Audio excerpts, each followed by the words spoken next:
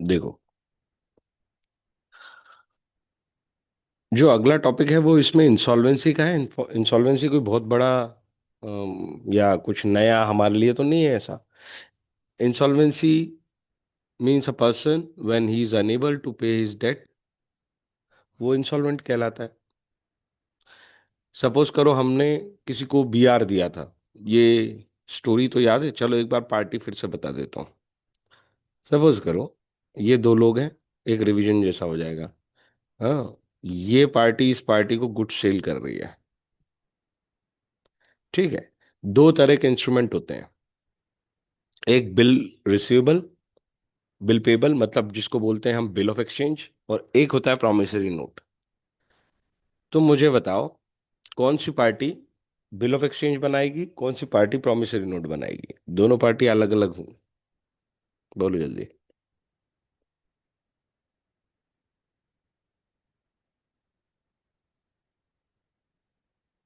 नहीं पता।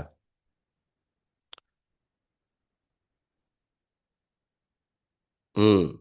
और अगर इसे बनाना हुआ तो प्रॉमिसरी नोट बनेगा, क्योंकि ये पार्टी प्रॉमिस करेगी कि आई प्रॉमिस टू पे, तो पेमेंट इधर से इधर आना है। तो जिस पार्टी को पैसे लेने होते हैं वो बिल ऑफ एक्सचेंज बनाता है। और अगर कोई पार्टी जिसको पेबल है, मतलब जो ऑब्लिगेशन में है, अगर वो खुद प्रॉमिस करे कि मैं पैसे दे दूंगा, दोनों में से कोई एक ही चीज बनेगी, या तो बिल ऑफ एक्सचेंज बनेगा या तो प्रॉमिसरी नोट बनेगा, दोनों एक साथ नहीं हो सकते। बात समझ में आई कि नहीं आई? अकाउंटिंग की भाषा में ये बिल ऑफ एक्सचेंज और प्रॉमिसरी नोट वर्ड से कोई फर्क नहीं पड़ता, ये लीगल टर्म्स हैं। है ना? अकाउंटिंग तो केवल दो चीजें जानता है, बिल रिसीवेबल और बिल पेबल। फ्यूचर में हमारे ऊपर असेट है या लाइबिलिटी। अकाउंट्स को केवल इतना ही लेना देना है, उसे कोई लेना देना नहीं। तुम बिल ऑफ एक्सचेंज बनाओ चाहे तुम प्रॉमिसरी नोट बनाओ। एज अ पार्टी अगर तुम्हें पैसे मिल रहे हैं तो bill receivable, as a party अगर तुम पेमेंट कर रहे हो तो bill payable. Bill of exchange से बिल रिसीवेबल और पेबल को कंफ्यूज करने की जरूरत नहीं है, ये अलग तरह का इंस्ट्रूमेंट है। और ये केवल एक अकाउंटिंग हेड है। आई होप बात समझ में आ गई। बुक का नाम है ये तो, अकाउंट का नाम है। कंफ्यूजन है क्या कुछ?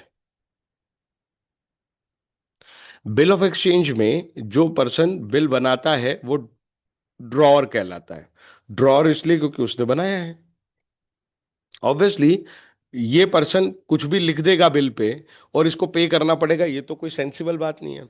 इसीलिए बिल ड्रॉ करने के बाद वो इस बिल को किसको भेज देता है? इस पर्सन को।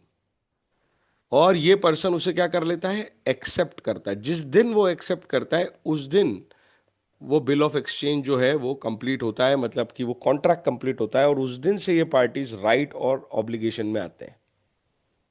तो डेट ऑफ एक्सेप्टेंस से। बात समझ में आई?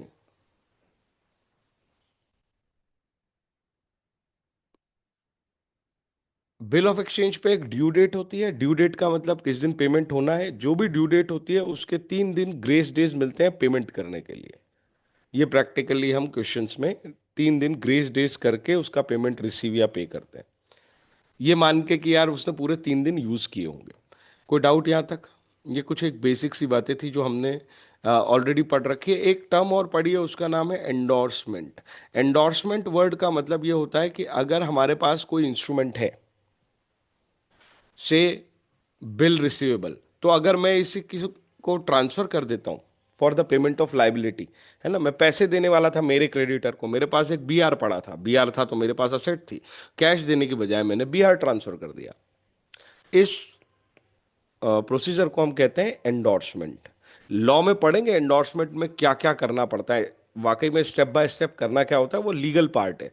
यहाँ तो हमें केवल ये मिलेगा कि आपने एंडोर्स कर दिया। एंडोर्स कर दिया मतलब आपने अपनी एसेट उठा के दूसरे को दे दी। समस्या? ठीक है।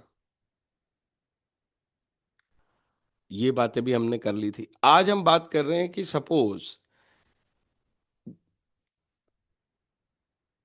अगर कोई बिल एक्सेप्टेड था, एक्सेप्टेड बिल मतलब क्योंकि उसी दिन तो वो बिल जो है वो लीगल राइट और ऑब्लिगेशन क्रिएट करता है, तो जो बिल एक्सेप्टेड था वो डिसऑनर हो गया, insolvency C of a person means he is unable to pay his liability, this means the bill accepted by him will be dishonoured. तो जिसने बिल एक्सेप्ट किया था वो पैसे नहीं दे पा रहा है और वो बिल डिसऑनर हो गया, इसी को हम कहेंगे क्या हुई है, इंसॉल्वेंसी। को doubt? Obviously entry of dishonour pass होगी, दोनों पार्टी अपनी अपनी बुक में एंट्री ऑफ डिसऑनर पास करेगी, जिसके पास बीआर था वो भी पास करेगी और जिसके पास बिल पेबल था वो भी पास करेगी। Later on something may be received from his estate. ऐसा हो सकता है कि भाई अब इंसॉल्वेंट हुआ है तो फिर कोर्ट का ऑर्डर होगा या एजुडिकेशन अथॉरिटी का ऑर्डर होगा, तो आपकी जो एस्टेट है, प्रॉपर्टी है, उससे वसूली की जाएगी। हम्म, वो हमने पहले भी पढ़ा है, 60 पैसा इन रुपी, 80 पैसा इन रुपी, जो मिला वो मिला, बाकी का बेड डेट में चला जाएगा। ये एंट्रीज हम 11 से कर रहे हैं। When and if an amount is received, cash account will be debited and the personal account of the debtor will be credited. The remaining amount will be irrecoverable and therefore should be written off as bad debt. वही कहानी जो हमने सोची थी वो लिखी हुई है। The student should be careful to calculate the amount actually received from the insolvent estate and amount to be written off only after preparing his account. In the books of the drawee, हाँ, अगर ये person को मैं drawer बोल रहा हूं तो drawee किसको कहा जाएगा? ड्रॉवी वो जिसके ऊपर बिल बना है। ड्रॉवर वो जिसने बिल बनाया, ड्रॉवी वो जिसके ऊपर बिल बनाया, मतलब जो एक्सेप्ट करने वाला है वो है ड्रॉवी। और एक पार्टी का नाम आता है इसमें, पेई, जिसे पैसे मिलेंगे। सर पेई तो वही होगा, पैसे तो इसको मिलेंगे ये वाले बंदे को। हाँ ये पेई हो सकता है, ड्रॉई और ड्रॉवर और पेई में भी सेम, लेकिन कभी कभी ये एंडोर्स कर देता है। एंडोर्स कर दिया इसने मिस्टर सी को, तो मिस्टर सी पे ही हो जाएंगे। अल्टीमेटली जिसको पेमेंट मिलेगा वो पे ही होगा। तो तीन पार्टी आइडेंटिफाई होती है बिल ऑफ एक्सचेंज में। बिल ऑफ एक्सचेंज में कितनी पार्टी आइडेंटिफाई होती हैं? 3 पार्टीज। क्या क्या नाम है उनके? बिल ऑफ एक्सचेंज की 3 पार्टीज के नाम है, ड्रॉवर, ड्रॉवी और पेई। ड्रॉवर वो जिसने बिल बनाया, जिसके ऊपर बनाया, जिसने एक्सेप्ट किया। पेई वो जिसे पैसा मिलेगा, जिसने बनाया उसे ही पैसा मिलेगा, ऐसा हो सकता है। पर ऐसा भी हो सकता है कि किसी और के लिए बनाया गया हो, किसी और को दे दिया गया हो, तो पे ही वो हो जाएगा। कोई डाउट है तो बताओ।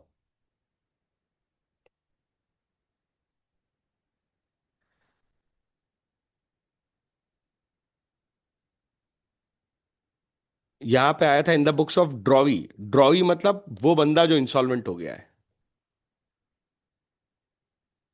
अरे हाँ या ना, समझ में आई क्या मेरी बात? जिसने बिल एक्सेप्ट किया था, तो वो जो इंसॉल्वेंट हो गया है, उसकी बुक में क्या होगा? ये तो वो व्यक्ति था जिसके जिसे पैसे लेने थे, उसकी बुक में तो बेड डेट बोल के आ गया वो डेफिशिएंसी। इसकी बुक में वो डेफिशिएंसी अकाउंट बोल के आएगा। ऐसी एंट्री भी हमने 11th में की थी, याद है तुम्हें? हम ही पैसे नहीं दे पा रहे हैं पूरे, तो हमारा जो डेटर है पूरा डेबिट, जितने पैसे दे पाए वो टू बैंक, और बचा हुआ क्रेडिट किस अकाउंट में डाल देंगे? डेफिशिएंसी अकाउंट में। समझ नहीं आई बात? अरे यार नहीं आई तो फिर सुनो, मेरे को क्या है, 50,000 रुपए का डेटर था, हम अपनी सारी एस्टेट बेच के भी इसको कितना दे पाए हैं? सपोज 45,000। तो 5,000 रुपए यहीं आएंगे ना, इसको ही बोल रहे हैं वो टू डेफिशिएंसी अकाउंट। ये उस व्यक्ति के बुक्स में एंट्री हो रही है जो व्यक्ति इंसॉल्वेंट हो गया है। कोई डाउट है तो बताओ।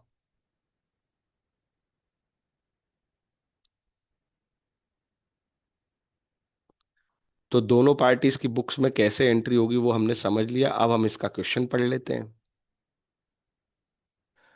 Mister David draws 2 bills of exchange, एक इस तारीख को, अच्छा दोनों इसी तारीख को।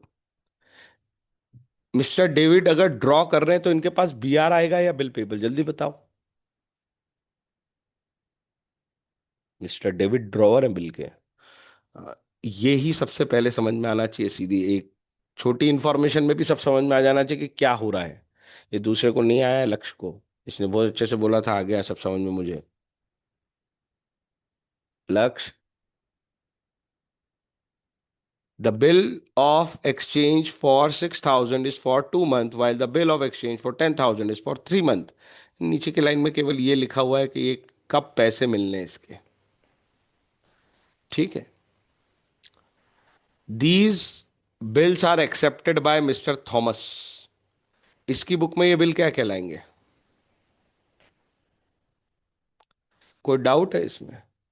ये पेबल वाला है, ये ड्रॉ ही था, इसने एक्सेप्ट किया है। वो ड्रॉवर था, उसकी बुक्स में बी आर आएगा, इसकी बुक्स में बिल पेबल आएगा।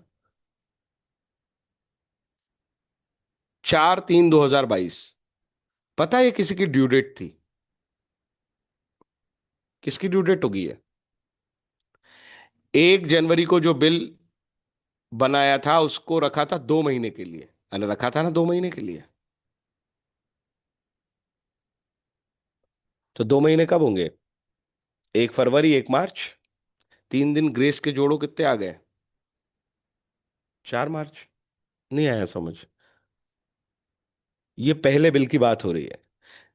On 4th March, Thomas requested mister David to renew the first bill. जिस दिन पेमेंट की बारी आई उस दिन उन्होंने क्या रिक्वेस्ट कर दी है? भैया इसको रिन्यू कर दो। इसको हम हैंडल करना सीख गए हैं, अगर तुमने क्वेश्चन किए हैं तो। अब मैं सीधे बोलूंगा, पुराना बिल कैंसिल, नया बिल आ जाएगा। तो पुराने बिल को 2 BR कर देंगे, नए बिल को BR अकाउंट डेबिट करेंगे। और वो बोल रहा है with interest of 18% per annum for a period of 2 month. उन्होंने एक्सटेंशन कितनी मांगी है? 2 महीने एक्सटेंशन मांगी है। और उसके लिए वो 18% पर एनम का ब्याज देने को रेडी है। और ये कह रहे हैं कि बिल के साथ mister David renew the first bill with interest. यहां इमीडिएट इंटरेस्ट का पेमेंट नहीं हो रहा है। वो जो नया बिल बनाओगे उसमें 18% इंटरेस्ट जोड़ लेना। इस कहानी का ये मतलब निकल रहा है। जल्दी बताओ, समझ में आई या नहीं आई है? और कुछ पूछना चाहते हो तो पूछो। जब ड्यू डेट आई, मिस्टर थॉमस ने रिक्वेस्ट किया मिस्टर डेविड को, अपना बिल रिन्यू कर लेते हैं विथ इंटरेस्ट, मतलब बिल में ही जोड़ लेंगे इंटरेस्ट। 18% पर एनम का ब्याज लगा लो आप। और 2 महीने का एक्सटेंशन दे दो, 2 मंथ का। मुझे ये बताओ इंटरेस्ट कैलकुलेशन कैसे होगा?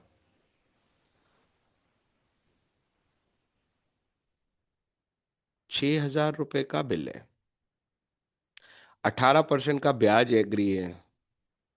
2/12। वाई 2/12? हाँ हाँ हाँ, 1 महीने का और फिर 2 महीने का। तो ये जो कहानी है, ये 2 महीने क्यों? क्योंकि 2 महीने का एक्सटेंशन है, इसलिए 2 महीने का अमाउंट निकालेंगे। कितना आएगा ये?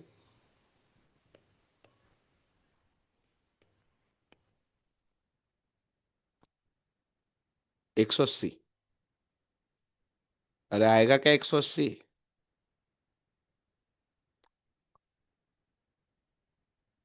बहुत स्लो हो यार तुम। आगे चलो। Mister David agrees to proposal. David जो है वो प्रपोजल के लो एग्री कर गए। ठीक।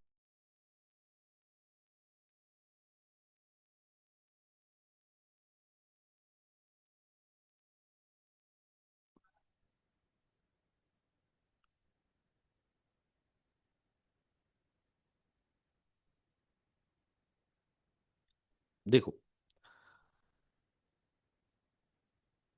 Mister Thomas retires the acceptance for 10,000 on 20th March. Mr. Thomas retires the acceptance for 10,000, the interest rebate, that is discount, being rupees 100। क्या है ये कहानी?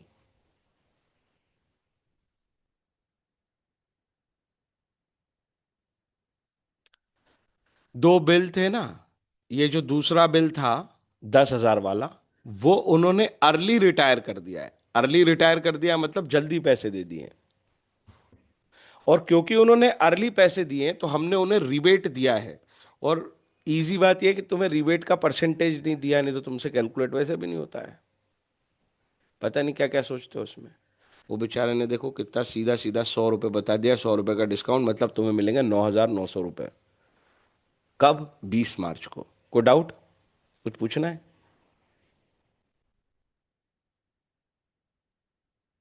अरे बोलो यार। Before the due date of renewed bill. वो जो रिन्यूड बिल था ना, उसकी ड्यू डेट वैसे कब आने वाली थी तुम बताओगे मुझे? 4 मार्च को रिन्यू हुआ है वो। 2 मंथ के लिए रिन्यू हुआ है वो। तो 4 मार्च से मई, जून, 4 जून, ऐसे सोचते हैं। और 3 डेज ऑफ ग्रेस। उसकी ड्यू डेट आनी थी 7th को। लेकिन वो कह रहा है वो तो पहले ही, ये 7th जून आई भी नहीं, उसके पहले ही इंस्टॉलमेंट हो गया है। Only 50 paisa in a rupee could be recovered from his estate. तुम तो पैसे भूल गए हो कि 6,180 रुपये लेने थे।